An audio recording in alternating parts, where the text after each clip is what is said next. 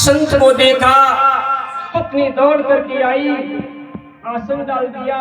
बेटू महाराज, मेरे पति अभी आते होंगे, भगवान के लिए धूप बत्ती अर्पण कर रही है। बाबा बैठ गए, और जब बाबा बैठ गए, मेरे भाइयों, उसी टाइम थोड़ी देर के बाद सेठ निकला। थोड़ी देर के बाद में सेठ निकला।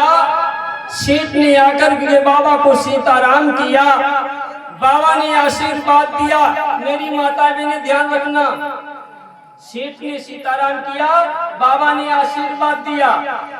सेठ ने कहा, महाराज मेरे लिए कोई सेवा बताओ, किस लिए आप दौड़े हुए हो? बाबा ने कहा, भैया आपको मालूम है कि आपके नंगर यज्ञ होने जा रही है, उस यज्ञ में दान सभी का इतने किया है, लेकिन आपने अभी तक दान नहीं किया, अपना नाम नहीं रखा, इसलिए मैं आपके पास में आए हैं। कितना दान आप तो पैसा वाले व्यक्ति को अधिक दान दोगे। गांव के भैया लोग ये सोचते थे कि घटा बड़ी में जो होगा वो सेठ पूरा कर देंगे, ये विचार था। मेरे भाइयों, सेठ ने महाराज जी से कहा, महाराज ये बताओ काम कम से कम कितने रुपए में काम चल पाएगा या काम चल जाएगा? बाबा ने कहा, आप पैसा वाले व्यक्ति हो तो 10,000 रुपए दे दो, कम से कम 10,000।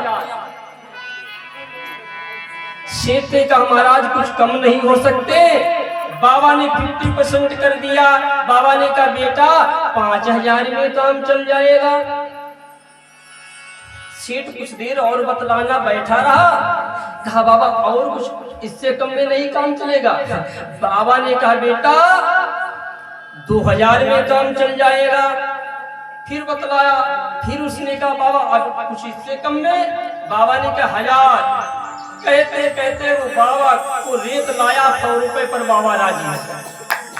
गौर करना, बाबा ने कितने मांगे मेरी माताएं बहनों? 10,000। सेठ घिरते घिरते कहां तक लाया? 100 रुपए।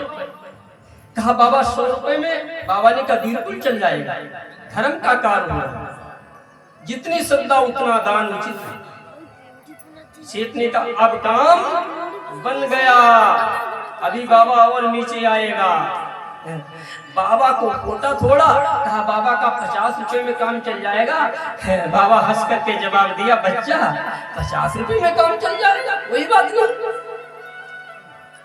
सेठ थोड़ी देर और बातचीत किया। कहा, बाबा क्या गाय के गोबर में काम नहीं चल जाएगा?